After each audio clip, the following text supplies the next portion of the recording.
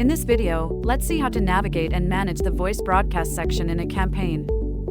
In the navigation bar, click on Voice Outreach. In the Voice Outreach section, select Voice Broadcast. In the Voice Broadcast section, click on the recipients icon to view details, and while hovering over the credits column, you can see how many credits have been used.